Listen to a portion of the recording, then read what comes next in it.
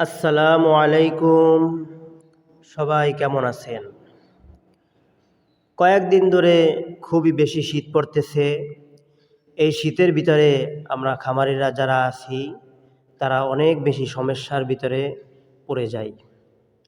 বিশেষ করে উত্তরে বাতাস যখন শীতের সাথে আসে, তখন মুরগির গায়ে লাগলে এই বাতাসের দ্বারা তাদের অনেক সমস্যা হয়ে ঠান্ডা লেগে যায়। এ কারণে আমরা পর্দা ব্যবহার করে থাকি। মুরগির ঘরের চারোপাশ দিকে পর্দা ব্যবহার করতে হবে। তবে অনেকে দেখা যায় যে ভুলভাবে পর্দা ব্যবহার করে, এর দ্বারা মুরগির অনেক ক্ষতি হয়ে যায়। মুরগির চক্ষু ফুলে যায়, কোরাইজা রোগ হয়, মুরগির কোরায় যায়, মুরগি অনেক সময় মারা যায়। এজন্য ভুলভাবে পর্দা ব্যবহার করা যাবে না। সঠিক নিয়মে মুরগির ঘরের পর্দা ব্যবহার করতে হবে। হ্যাঁ, অনেক সময় এ দেখা যায় যে ভুল যারা পর্দা ব্যবহার করে তারা হইল পলিথিন দিয়ে পর্দা ব্যবহার করে। পলিথিন দিয়ে পর্দা ব্যবহার করলে কি হয়?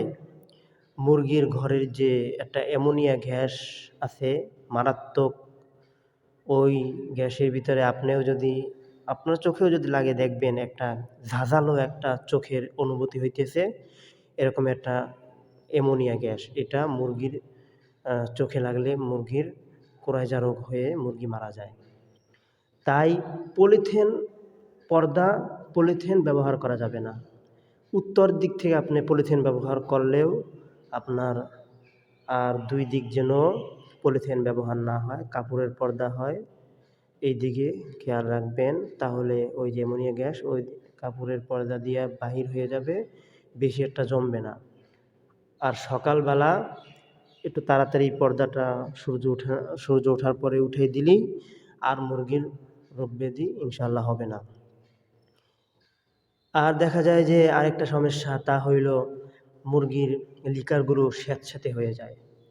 মুরগির লিকারগুলো যদি স্যাঁতসেঁতে হয়ে যায়, তাহলে এর ওই লিকারের ভিতরে মুরগির বিভিন্ন রোগে বাসা বাঁধে।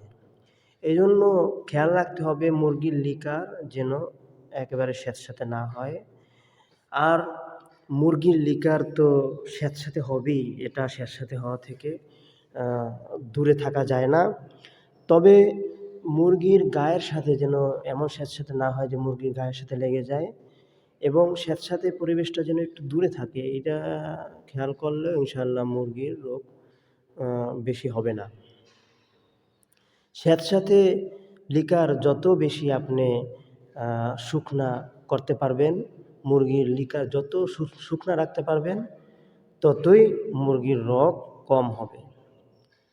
কারণ স্যাঁতসেঁতে লিকারের ভিতরেই মুরগির রোগ বেশি থাকে। আরেকটা দিকে খেয়াল রাখতে হবে যে মুরগির ভিতরগত যে ইমিউনিটি পাওয়ার যেটা আছে, ওইটাকে প্রাকৃতিকভাবে ঠিক রাখতে হবে। যদি আপনি ইমিউনিটি পাওয়ার অন্যান্য ওষুধ দিয়ে ঠিক রাখতে চান, তাহলে অনেক টাকা খরচ হয়ে যায়।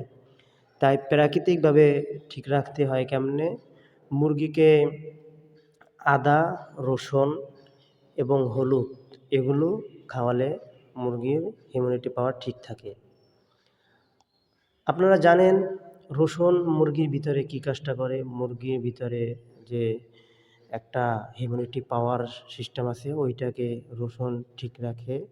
মুরগির ভিতরে রক্ত চলাচল এটা ভালো থাকে। এর দ্বারা মুরগি খুব তাজা থাকে, ফুরফুরা থাকে। আর আদা মুরগির এই শীতকালে ভীষণ ঠান্ডার সময় মুরগির ঠান্ডা থেকে আল্লাহর রহমতে মুরগিকে বিরত রাখে, মুরগির সহজে ঠান্ডা লাগে না। আর হলুদ, এটা হলো মুরগির প্রাকৃতিক একটা অ্যান্টিবায়োটিক। এগুলো একটু বেশি দিলেও সমস্যা নাই, কিন্তু খেয়াল রাখতে হবে 5-6 ঘন্টার বেশি যেন এগুলো মুরগির সামনে না থাকে। তাহলে এই পানিগুলো 5-6 ঘন্টার